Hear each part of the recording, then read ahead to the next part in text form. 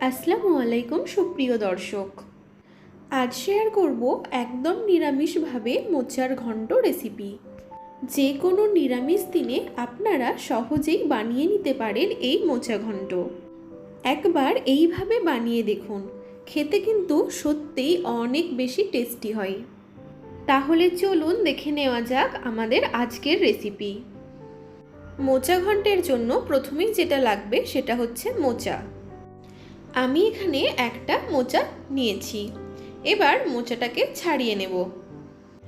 প্রথমেই একটা একটা করে মোচার পাপড়ি ছাড়িয়ে নিয়ে আলাদা করে নেব মোচার ফুলগুলোকে। মোচা ছাড়ানোর জন্য অবশ্যই হাতে সরষের তেল মেখে নেবেন, না হলে মোচার আঠা হাতে লেগে যাবে। দেখুন আমার সব মোচার ফুলগুলো ছাড়িয়ে নেওয়া হয়ে গেছে। এবার আমি আপনাদেরকে মোচার ফুল বেছে দেখাবো।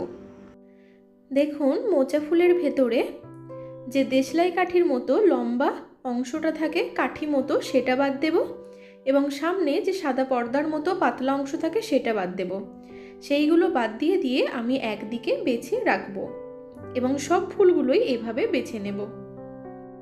সব ফুলগুলো বেছে নেওয়া হয়ে গেছে। এবার আমি এগুলোকে কুচি কুচি করে কেটে নেব। এর জন্য আবারও হাতে একটু সরষের তেল মেখে নিলাম। যেই জায়গাটার উপরে রেখে কাটবো সেই জায়গাটাতেও অল্প একটু তেল মাখিয়ে নিলাম, এবং যার সাহায্যে কাটবো অর্থাৎ ছুরি, সেখানেও অল্প একটু তেল মাখিয়ে নিয়েছি। এবারে কয়েকটা ফুল আমি এভাবে গুছিয়ে নিয়েছি। এবার যতটা সম্ভব ছোট ছোট করে অর্থাৎ মিহি মিহি করে কেটে নিতে হবে। বেশ কিছুটা ফুল কুচি করে নেওয়ার পর আমি এটাকে তুলে নিলাম একটা বড় পাত্রে। এবারে দিয়ে দেব এর মধ্যে কিছুটা জল। যদি এভাবে জলের মধ্যে না ডুবিয়ে রাখা হয় তাহলে কিন্তু এগুলো কালো হয়ে যাবে, তো সেই জন্যই অবশ্যই এগুলো জলের মধ্যেই ডুবিয়ে রাখতে হবে। দেখুন সব ফুলগুলো কেটে নেওয়া হয়ে গেছে।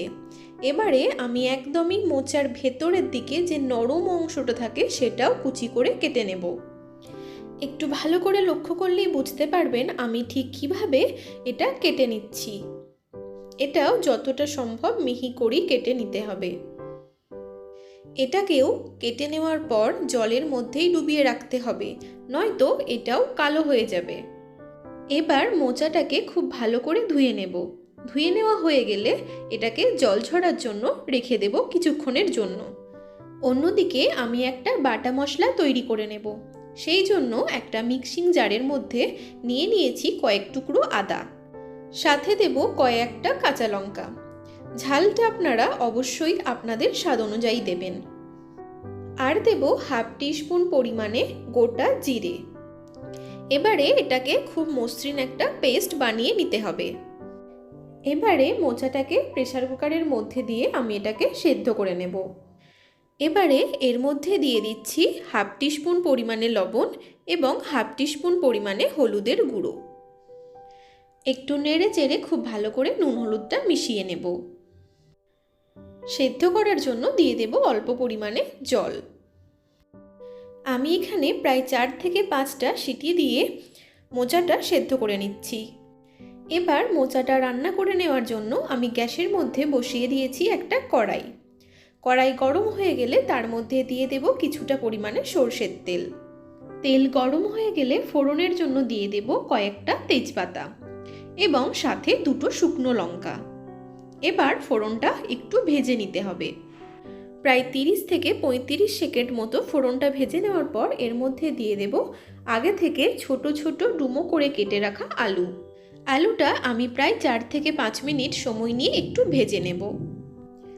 প্রায় 4-5 মিনিট আলুটা ভেজে নেওয়ার পর এর মধ্যে দিয়ে দেব ভিজিয়ে রাখা ছোলা, যেটা আমি সারা রাত্রি ভিজিয়ে রেখেছিলাম।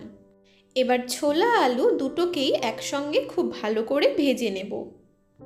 প্রায় 4-5 মিনিট মতো ভেজে নেওয়ার পর এর মধ্যে দিয়ে দিচ্ছি আদা, কাঁচা লঙ্কা এবং জিরের যে পেস্টটা আমি বানিয়েছিলাম। আবারও বেশ কিছুটা সময় নিয়ে খুব ভালো করে ভেজে নিতে হবে। আদাটা একটু ভাজা ভাজা হয়ে গেলে এর মধ্যে দিয়ে দেব একটা ভাজা মশলা, যেটা ধনে এবং জিরেকে ভেজে গুঁড়ো করে এটা তৈরি করেছি। এটা দিলাম হাফ টিস্পুন মতো। সাথে দেব 1/4 টিস্পুনের থেকে একটু বেশি হলুদ গুঁড়ো। আর দেব হাফ টিস্পুন মতো কাশ্মীরি লাল লঙ্কার গুঁড়ো। এবার সব ভালো করে মশলাটার সঙ্গে কষিয়ে নিতে হবে। মশলাটা কষানোর জন্য দিয়ে দিলাম একটুখানি জল, না হলে মশলাটা পুড়ে যেতে পারে। প্রায় 4-5 মিনিট সময় নিয়ে মশলাটাকে খুব ভালো করে কষিয়ে নিতে হবে। এরপর এর মধ্যে দিয়ে দিচ্ছি স্বাদ অনুসারে লবণ। আমি এখানে হাফ টিস্পুনের মতো লবণ ব্যবহার করেছি। লবণ দেওয়ার পর আবারও এটাকে খুব ভালো করে কষিয়ে নিচ্ছি। মশলাটা যখন খুব ভালো করে কষানো হয়ে গেছে তখন এর মধ্যে দিয়ে দিলাম 3 চামচ পরিমাণে নারকেল কোড়া। নারকেল কোড়া দিলে মোচা ঘন্টের টেস্ট অনেকটা বেশি হয়। তবে আপনাদের যদি কোনো রকম নারকেলে প্রবলেম থাকে তাহলে অবশ্যই এটা স্কিপ করে যেতে পারেন। নারকেল দেওয়ার পর আমি আরও 3-4 মিনিট খুব ভালো করে কষিয়ে নিলাম। এভাবে অল্প অল্প সময় নিয়ে কষানোর জন্য আলুগুলো বেশ ভালো মতো সেদ্ধ হয়ে যাবে। এরপর এর মধ্যে দিয়ে দিচ্ছি সেদ্ধ করে রাখা মোচা। আমার 5টা সিটিতেই মোচাটা খুব ভালো মতো সেদ্ধ হয়ে গেছে। যদি আপনারা মোচাটা খুব ছোট ছোট করে কাটতে না পারেন তাহলে সেদ্ধ করার পর অবশ্যই হাত দিয়ে একটু ভালো করে চটকে নেবেন। মোচাটা দেওয়ার পরও আবারও ভালো করে কষিয়ে নিতে হবে। আবারও প্রায় 5 মিনিটের মতো সময় নিয়ে আমি মোচাটা কষিয়ে নিয়েছি এবং শেষে দিয়ে দিচ্ছি অল্প একটুখানি চিনি। যে কোনো নিরামিষ রান্নায় চিনিটা অনেকটা বেশি স্বাদ এনে দেয়, তবে আপনারা না চাইলে চিনিটা স্কিপ করতে পারেন। রান্না এখন একদমই শেষের দিকে, তবে রান্নাটা শেষ করব অল্প একটু গরম মশলার গুঁড়ো এবং সেই সঙ্গে অল্প একটু ঘি ছড়িয়ে। এখন রান্না পুরোপুরি কমপ্লিট সার্ভ করে নেওয়ার জন্য। এই ছিল আমার আজকের রেসিপি। আজকের রেসিপি আপনাদের কেমন লেগেছে তা অবশ্যই কমেন্টের মাধ্যমে জানাবেন। যদি ভালো লাগে তাহলে অবশ্যই একটা লাইক দিয়ে দেবেন।